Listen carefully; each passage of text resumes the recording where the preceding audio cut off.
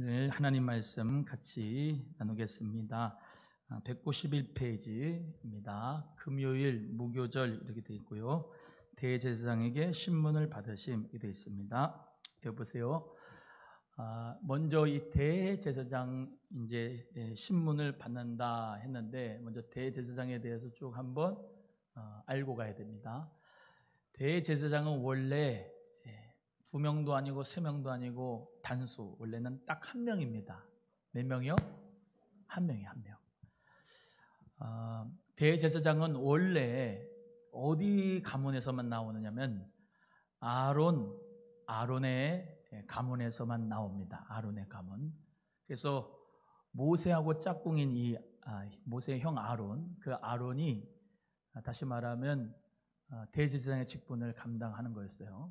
그 자녀들 또 엘리아살이며 뭐 이런 사람들이 다시 말하는 아론의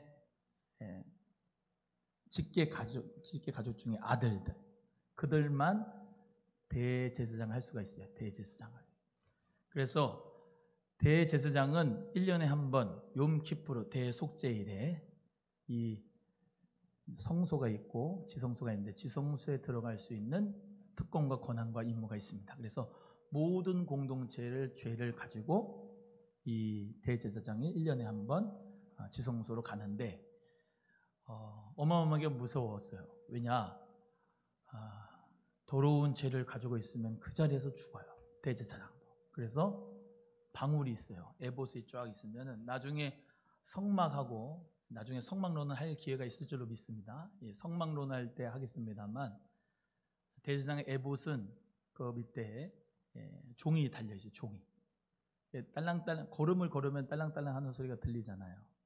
그래서 하나님 앞에 모든 공동체의 죄를 가지고 하나님 앞에 올라갈 때 죄가 있으면은 그 자리에서 죽습니다. 그러면은 딸랑딸랑 하는 소리가 안 들린다. 그럼 죽은 거예요.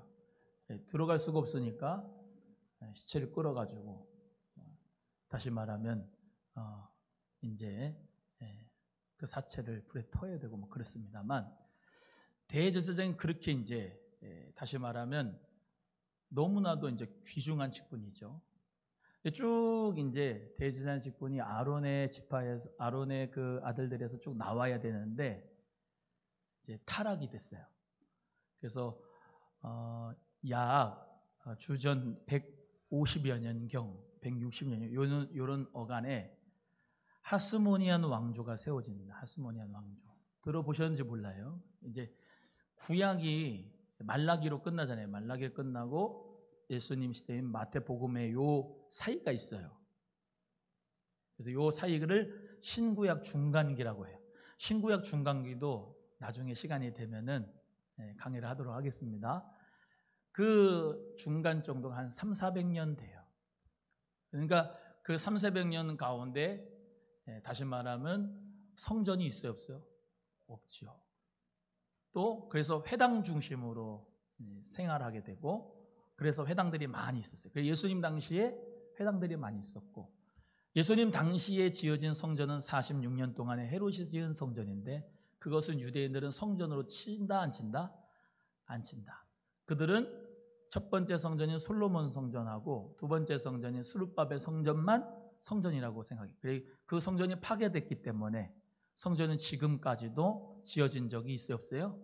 없다고 생각해요. 제3성전, 유대인들은 지금도 제3성전, 그것이 세워지면 누가 온다? 메시아가 온다, 그리스도가 온다 이렇게 생각하지만 우리는 기독교, 예수가 곧 누구다? 예수가 곧 누구다?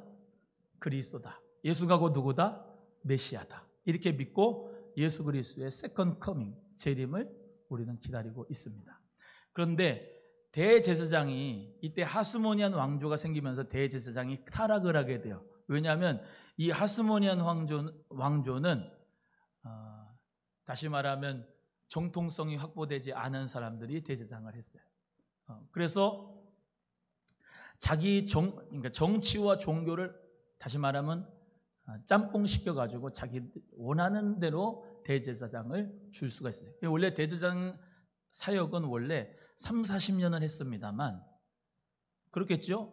당연히 세대가 세대를 다시 말하면 아들이 아들을 이렇게 해서 아론의 지파에서만 이렇게 자손들에서만 오니까 3, 40년은 한단 말이죠. 근데 이 대제사장의 직분을 로마에다가 돈 주고 사와. 그리고 거기서 다시 말하면 인정을 받아가지고 그 대제사장의 직분을 감당하니까 성전이 거룩해질까요? 아니면 타락할까요? 성전이 타락해지는 거예요. 원래 제사장, 대제사장의 직분 감당하는 사람들은 흠이 있나 없나 이렇게 살펴보고 재물도 흠이 있나 없나 살펴보고 거기서부터 흠이 없으면 하나님 앞에 드리고 그만큼 정말로 마음과 정성을 다해서 하나님 앞에 드리는데 예수님이 성전에서 노끈을 채찍을 노끈으로 삼으시고 상을 엎으시고 거룩한 분노를 행하시면서 내 집은 만민이 기도하는 집이라 했던 것은 그만큼 성전이 타락하고 그 성전에서 공회를 일본 사람들도 타락하고 대제사장도 타락했기 때문에 성전이 타락하고 주의 종들도 타락하고 모든 것이 다 타락해서 예수님이 내 집은 만민이 기도하는 집이라 말씀하셔서 개혁을 하신 거라 이 말입니다. 그래서 오늘 본문의 말씀에도 나타나듯이 예수님을 잡은 자들이 끌고 대제사장 가야바에게로 갔습니다. 이 성경의 역사도 있지만은 유대의 역사도 있거든요. 유대 역사를 쭉 살펴보면은 하소모니안 왕조 때부터 AD 70년 성전이 파괴될 때까지 대제사장의 이름이 몇 년부터 몇 년까지 대제사장의 직분을 했다는 것이 쭉 기록이 나와 있어요. 기록이 성경에 나와 있지만 그 기록이 나와 있단 말입니다. 그 나와 있는 것을 보면은 AD 18년부터 36년까지 약 18년 동안 만 18년 동안 가야바라고 하는 사람이 대제사장의 일을 했는데 그 먼저 안나스라고 하는 대제사장이 있었습니다. 그래서 아까 말씀드린 대로 원래는 3, 40년을 했는데 타락해가지고 자기들이 원하는 대로 이렇게 대제사장 직분을 주고 팔고 했으니까 타락했다 이 말입니다. 그래서 이 가야바의 장인이 있어요. 가야바의 장인이 누구냐면 안나스라고 하는 사람인데 그 사람이 실질적인 대제사장의 역할을 감당했습니다. 그래서 맨 처음에 안나스한테 간 거예요. 예수님이 끌림 받아가지고 그러고 가야바로 가고 이제 이 가야바는 다시 말하면 바지사장처럼 대제사장의 직분을 감당하지만 그 뒤에 누가 있다고요? 장인인 안나스가 있었다 이 말입니다. 그래서 그 해에 대제사장들이 원래는 한 명이었었지만 원래 한 명이어야 되지만 두 명이었었다. 이해가 되시면 아멘. 그래서 이 예수님께서 대제사장 가야바에로 갔는데 거기가 서기관들 장로들이 모여 있고 베드로가 멀찍이 예수 쫓아서 대제사장의 집들에까지 갔고 여기 대제사장의 집들이라고 하는 것은 가야바 집들인데요. 제가 이 가야바 제사장 집들에 갔는데 거기 가니까는 정말로 감옥이 있어요. 감옥이 있어가지고 1층에는 이렇게 동그랗게 해가지고 예수님을 이렇게 묶어가지고 거기서 내리면은 지하에 감옥이 이렇게 있어요. 이게 가야바의 집 안에 있는 감옥입니다. 지금도 예루살렘에 가면은 있습니다만 대제사장들과 온 공회가 예수를 죽이려고 중요한 것은 거짓 증거를 찾았어요. 거짓 증거. 원래 이 사람들은 내 이웃에 대하여 거짓 증거하지 마라 라고 하는 십계명이 있습니다. 그 십계명에 또 따라가지고 613개의 조문 가운데 제가 알기로는 뭐 한 411계명쯤에 있는 것 같아요. 그 가운데서 거짓 증거를 하지 말라고 하는 계명이 있는데 그것을 어기고 이 사람들이 거짓 증거를 찾는 거예요. 만드는 겁니다. 특별히 오늘 본문 말씀에 있는 말씀으로 결론적으로 말씀을 드리면 예수님은 죄가 없지만 그 산헤드린 공회에서 죄의 목을 잡아야 되잖아요. 그러니까 그 죄의 목을 뭘로 잡았다고요? 신성모독으로 잡았습니다. 신성모독으로 잡아서 형벌은 뭐예요? 사형이라고 하는 것을 땅 산헤드린 공회에서 자기들끼리 불법 재판을 해서 거짓 증거로 삼아가지고 예수님을 넘겨준 거예요. 이해가 되세요? 그러니까 예수님이 그냥 십자가에 못 박혀 죽은 게 아닙니다. 예수님이 십자가 못 박인 것은 예수님이 죄가 없는데도 그 밤에 불법 재판을 열어가지고 그 산헤드린 공회를 열어서 예수님은 거짓 증거를 만들어가지고 예수님이 참남한 말을 했다. 어떤 참남한 말을 했다고 그랬어요? 내가 요한복음 2장의 말씀대로 내가 성전을 헐어버려라. 3일 만에 일으키겠다라고 하는 신성 모독죄를 예수님한테 엎어 쓴 거예요. 그래서 예수님을 잡아 가두고 예수님을 십자가 처형해야 된다. 다시 말하면 사형해야 된다라고 하는 것으로 가결했다 이 말입니다.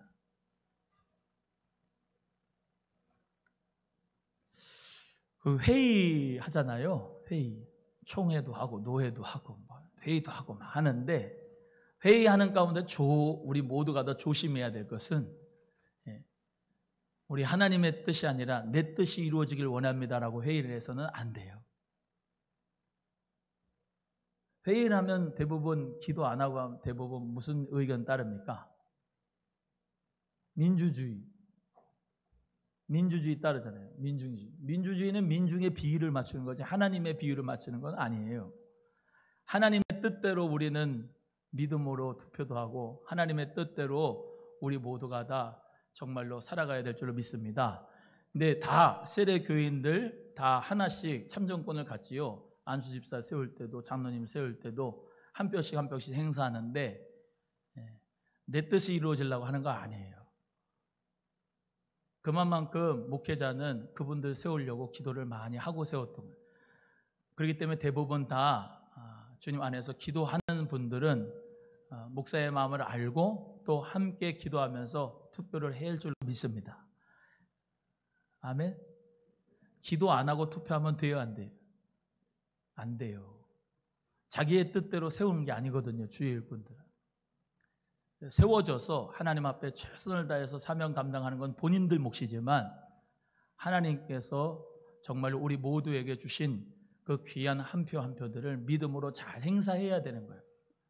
할렐루야. 그래서 사람들에게 좋게 하는 게 아니라 하나님께 좋게 하는 게 교회예요. 아멘. 따라합니다. 교회는 인본주의가 아니라 신본주의다. 시작. 또 합니다. 교회는 내 뜻대로 이루어지는 것이 아니라 하나님의 뜻대로 이루어져야 된다. 시작. 하나님 뜻대로 이루어져야 돼. 하나님 뜻대로. 자, 그래서 대제사장들과 온 공회가 예수를 죽이려고 그를 칠 거짓 증거를 삼았다는 것이죠. 그래서 거짓 증인들이 많이 왔는데 얻지 못해서 이 예수님께서 말씀하신 하나님의 성전을 헐고 사흘에 지을 수 있다는 것은 성전을 누구라고 말씀하신 거라고 예수님 자신을 의미합니다. 예수님이 사흘 만에 3일 만에 다시 부활할 것을 말씀하면서 요나의 표적을 말씀하시고 예수님은 이 부활의 역사를 말씀하신 건데 이들은 오해했습니다. 저는 여기 본문에서 여러분 우리 모두가 다 정말로 잘 깨달아야 되는 게 있어요. 이 성경 말씀, 오늘 본문 말씀을 대부분 그냥 지나쳐 나갈 때가 많은데 어디를 잘 보셔야 되냐면 63절입니다. 63절 읽어보겠어요. 63절 시작.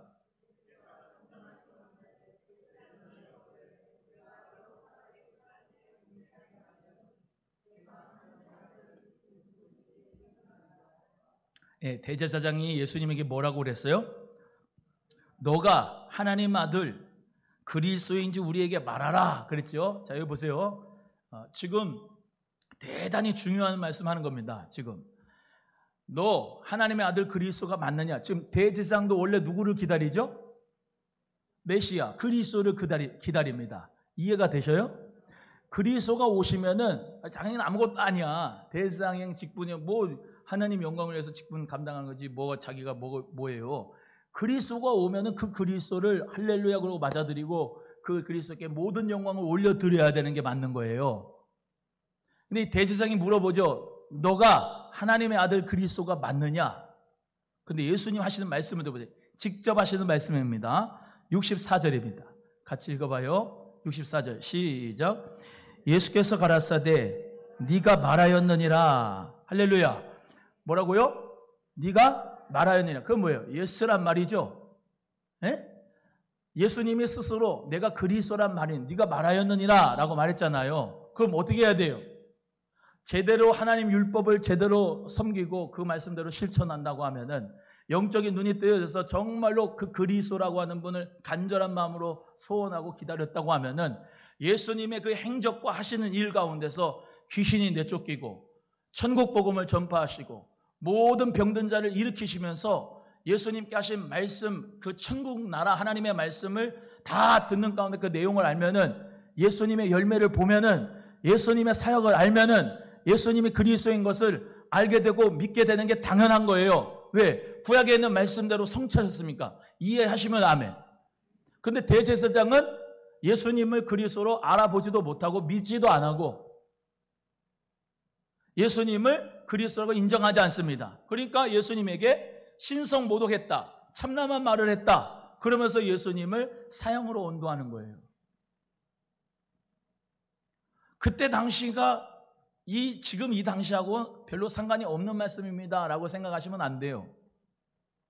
아무리 총회장이라 그래도, 아무리 노회장이라 그래도, 아무리 담임 목사라 그래도, 아무리 뭐 어떤 렛대를 가지고 있어도 예수를 그리스도로 믿지 않으면은 하는 모든 사역이, 대제사장의 일이 얼마나 많습니까? 제사장을 관리하고 행정해야 되죠. 성전에 있는 기물들을 잘 관리를 해야 되죠. 사내들인 공유의 회의도 잘 진행을 해야 되죠. 모든 절기 행사들도 잘 진행을 해야 되죠. 다 잘 해야 되는데 가장 중요한 핵심을 잊어버린 거예요. 예수 그리스도를 바라지도 않고 믿지도 않고 예수 그리스도를 영접하지도 않는 대제사장이 무슨 소용이 있겠습니까? 그렇잖아요? 아니 렛대로가 가지고 있으면 뭔 소용이 있어요? 구원이 없는데. 예수 그리스도, 그 예수 그리스도가 정말로 이 제사장에게, 대제사장에 나타났을 때 할렐루야! 우리가 기다리던 메시아가 여기 오셨습니다. 예수님이 그리스도라고 합니다. 예수 그리스도를 믿읍시다. 그러면서 막 해야 되잖아. 안 그런가요? 하나님을 믿어요. 성부 하나님을 믿는데요. 아브라함도 알아요. 모세도 알고 엘리야도 알고 이사야도 알아요. 다 구약의 율법을 지켜요. 다 아는데 중요한 핵심을 놓쳐요. 그 하나님의 아들 메시아 그리스도, 그 메시아를 보내준다고 했거든요. 아브라함 때부터. 이해가 되시면 아멘. 다윗도 마찬가지고 그 유대인들은 다 메시아를 기다려야 된다고요. 그 메시아 그리스도를요. 다 메시아 대망 사상이 있어요. 근데 예수를 알아보질 못해요.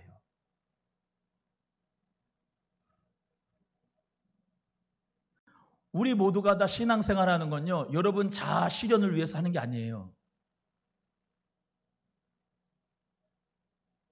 사람 많이 끌어모아가지고 이대범 목사 이름 내려고 하는 것도 아니에요. 명예가 아니고 어떤 부도 아닙니다. 어떤 인기도 아니에요. 우리 소망교회의 머리는 예수님인 줄로 믿습니다. 이 나라 민족교회도 머리가 예수님이고 예수 그리스도를 따라가시는 여러분 되기를 간절히 바라요. 담임 목사는 우리 예수님께서 귀하게 사명을 맡겨줘서 감당하는 거지, 담임 목사가 다 영광을 가리면 안 돼요. 그 영광을 다 가로채도 안 돼요. 여러분 꼭 예수 그리스도를 잘 따라가기를 주 이름으로 소원합니다. 목사라고 하는 직분이 중요하죠. 소중합니다. 그런데 목사가 절대적인 권력을 가진 게 아니에요. 예수 그리스도가 이 교회의 주인이고 머리입니다. 할렐루야. 꼭 기억하세요. 담임 목사가 자기 사리 사역을 위해서 예수님을 이용한다, 여러분을 이용한다 그러면 여러분은 과감하게 저한테 오셔가지고 말씀을 하세요. 목사님 이러시면 안 된다고. 근데 하나님 영광을 위해서 하는 일이면은 협력하셔요. 아멘 안 하네. 하나님 나라 위한 일이라면 최선의 충성을 다하셔야 되는 거예요. 이대범 목사가 중요한 게 아니라 예수님이 중요한. 근데 예수 그리스도의 뜻 그대로 정말로 목사가 열심으로 목회를 한다 그러면 여러분이 따라오셔야 돼요. 함께 해주셔야 되는 거예요. 갈라디아서 1장의 말씀대로 제가 왜 사람들에게 좋게 합니까? 하나님에게 좋게 해야지요. 할렐루야. 하나님께 좋게 하면은 여러분도 하나님께 좋게 한다고 하는 목사가 있다고 하면 여러분도 따라와 주셔가지고 같이 함께 합력을 해야 되는 거예요. 이해가 되시면 아멘. 근데 딴짓을 한다. 예수님 뜻대로 하지 않는다. 그럼 과감하게 말씀을 해주셔야 되는 거예요. 여러분, 예수 그리스도께서 우리의 구세주가 되심을 믿으시길 바랍니다.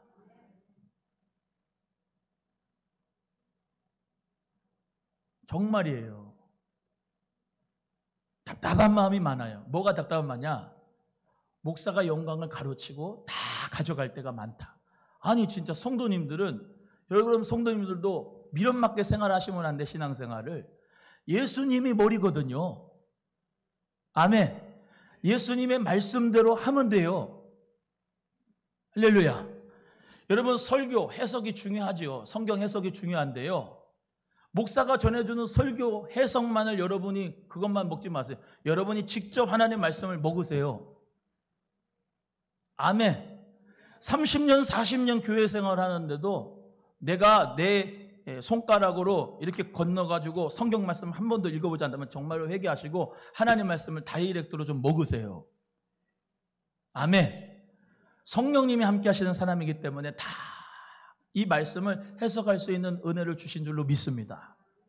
목사는 매주마다 이렇게 성경 해석을 하는데, 목사도 중요합니다. 목사도 중요한데 정말로 여러분이 신앙생활을 잘 해야 되는 것은 우리 주님과의 다이렉트 관계 속에서 최선을 다하셔야 돼. 아멘. 따라합니다. 말씀을 펴서 읽어보자. 시작. 제발. 또 다시 하나님 말씀을 펴서 읽어보자. 시작. 제발. 제발. 교회 와서 일하는 것도 중요해요. 주방 봉사도 중요하고 화장실 청소도 중요하고, 여러분 색스폰 부는 것도 중요하고 성가대 하는 것도 중요하고 피아노 연주하고 하는 거 다 중요한데요, 본질을 잃어버리면 안 돼요. 예수 그리스도를 믿는 거잖아요. 할렐루야. 예수 그리스도를 성경에서 발견을 하는 거잖아요. 그 예수 그리스도를 행복으로 삼는 거잖아요. 예수 그리스도를 전하는 거잖아요. 이게 기독교잖아요. 본질이잖아요. 핵심이잖아요. 엄한 거, 딴 거를 먼저 생각하는 게 이게 안타까운 거예요, 목사는. 중심이 바로 있어야 돼요. 예수님 중심, 말씀 중심, 성경 중심. 할렐루야. 하나님 말씀에 충성하라고 했나요? 충성하지 말라고 했나요? 충성하라고 했으면 그 충성하라는 거 말씀대로 충성하면 되잖아요. 하나님 말씀에 순종하라 했나요? 불순종하라 했나요? 순종하라 했잖아요. 목사와 척을 지면서 살라고 했나요? 신앙생활을. 아니면은 너희를 인도자인 자에게 순종하라고 하고 그 사람은 회개할 사인 것을 기억을 하고 같이 좋은 마음으로 할 수 있도록 하라 그랬나요? 알기는 같이 이렇게 말씀대로 하면 되는 거예요. 말씀대로. 자기 자신을 한번 뒤돌아보세요. 내가 말씀대로 신앙생활을 하고 있는가? 그게 중요하다니까요. 이대복의 말이 중요한 게 아니고 하나님 성경 말씀대로 지금 하고 있는지, 하나님 말씀대로 내가 신앙생활을 하고 있는지, 그게 중요한 거예요. 그래서 아버지 말씀대로 뜻대로 하는 자가 복을 받아요. 자, 여기 나와 있는 대제사장들, 서기관들, 또 제사장들, 사내들인 공의원들, 왜 예수님을 거부했나요? 왜 예수님을 그리스도로 믿지 않았나요? 중요한 이유는 말씀은 알았는데 말씀대로 행하지를 않은 거예요. 할렐루야. 여러분 구약 성경 알지요? 구약 성경 믿지요? 구약 성경을 알고 믿으면은 예수 그리스도가 메시아다, 예수 그리스도가 구세주다라는 것을 깨달을 수 있을까요? 없을까요? 있어요. 있다니까요. 제가 저번 주에 복음에 대해서 말씀 추가할 때 시편의 글, 모세의 글, 선지자의 글을 통해서 쭉 말씀하면서 그것을 통해서 예수가 메시아임을 알 수 있다가 없다고? 있다고 했잖아요. 아멘. 그리고 예수님 자체도 내가 바로 그다, 내가 바로 그리스도다라고 말씀을 하셨잖아요. 그러니까 그 예수 그리스도를 믿어야 되는데 그 예수 그리스도를 나사렛 이단으로 배척했습니다. 예수님을 십자가에 못 박힌 거예요. 또 기억하세요. 종교생활, 교회생활 하는 가운데서 예수 그리스도를 제대로 대접하지 않고 예수님을 십자가에 못 박으면 안 돼요. 예수 그리스도를 또 십자가에 못 박는 사람이 많다니까요. 우리는 정말로 예수 그리스도를 나의 구세주로 믿고 하나님의 자녀가 된 줄로 믿으면서 감사하며 행복하며 신앙생활 하기를 주님의 이름으로 축원합니다.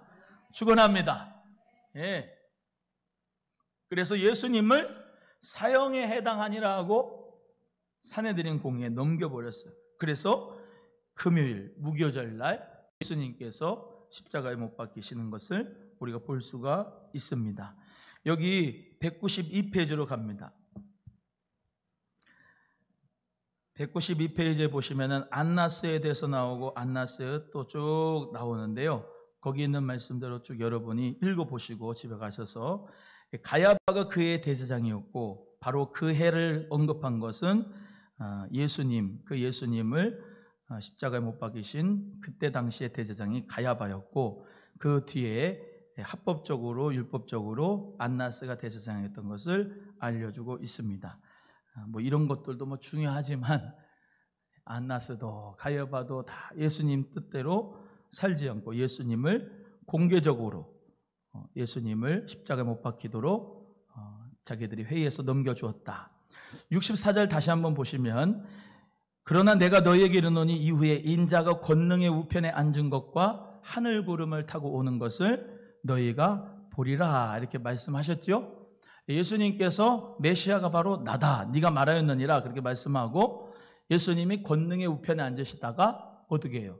다시 이 땅에 오실 것을 하늘 구름을 타고 오실 것을 우리가 본다라고 하는 것은 예수 그리스도의 재림을 나타내고 있는 것이죠. 아멘.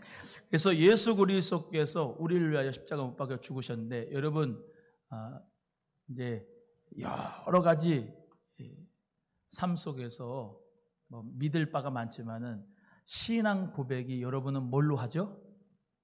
신앙 고백을 뭘로 하요? 사도들이 신앙 고백한 사도들의 신경을 따르죠. 제가 늘 말씀드리지만 나중에 할 게 많네. 사도들이 신앙을 고백한 신앙 고백만 사도 신경만 배울 때가 있는데 있을 거예요. 근데 사도 신경을 이거를 할 때 한자 한자 이렇게 써 내려가고 그거를 결정할 때 회의들을 몇 번씩 했어요. 그리고 그 회의들 니케아 회의, 뭐 칼케돈 회의, 뭐 얌니아 회의를 다 하면서 이것 때문에 피 흘리고 죽은 사람들, 순교한 사람들이 엄청나게 많습니다. 그러니까 여러분이 주기도문 사도신경을 할 때 그냥 주문으로 외워야 되는 건 아니고 정말로 믿음을 담아서 사도들의 신경을 고백해야 돼요. 이거는 정말로 우리 모두에게 믿어야 할 법칙이고 신앙해야 될 법칙입니다. 여기에서 나오는 것 중에 예수님의 사역에 대해서 쭉 나오잖아요. 예수님이 십자가 못 박혀 죽으시고 장사한 지 사흘 만에 죽은 자 가운데서 다시 살아나십니다. 그렇죠? 하늘에 오르사 전능하신 하나님 어디에 앉아 계신다? 우편에 앉아 계시다가 저리로서 하나님 때가 되면은 죽은 자 산 자를 심판하러 예수님이 오신다. 할렐루야. 그것이 64절의 말씀의 내용입니다. 구름 타고 다시 오시리라. 하늘의 보좌에 앉으시리라. 이해가 되시면 아멘. 예수님은 지금 십자가에 못 박이시고 죽게 되시고 부활하게 될 것이고 하나님의 우편에 앉아 계실 것이고 다시 구름 타고 오실 것을 예수님은 다 알고 계시는 거예요. 다 미리 보고 계시고 그 가운데서도 예수님은 지금 이 대제사장에게 불법 판결을 받으시고 계시는 거죠. 여러분, 우리 예수 그리스도가 3일 만에 부활하신 것을 믿습니다. 여러분, 제일 중요한 날은 이 안식 후 첫날입니다. 부활한 날. 이 부활한 날은 성령님이 오신 날이에요. 성령 강림하신 날. 안식 후 첫날을 그래서 예수 그리스도를 믿는 사람들은 다 지켜요. 여러분, 이 부활의 날, 소망의 날, 그리스도가 정말로 우리에게 성령을 주신 날을 기뻐하고 감사하면서 주일을 기쁨으로 드릴 수 있기를 주의 이름으로 소원합니다. 소원합니다. 이 날은 예수님 안에서 최고로 행복한 날. 안 행복한가 보다. 예수 그리스도 안에서 주일날은 최고로 행복한 날. 예배드리는 기쁨이, 예수님의 부활의 그 기쁨이, 성령님이 오신 그 기쁨이, 나를 구원하신 그 기쁨이, 행복이 여러분 속에 샘물처럼 흘러나올 수 있기를 주의 이름으로 소원합니다. 그래서 오늘 본문의 말씀에서 대제사장의 신문은 이것으로 마치겠습니다. 기도하겠습니다. 하나님 아버지 감사합니다.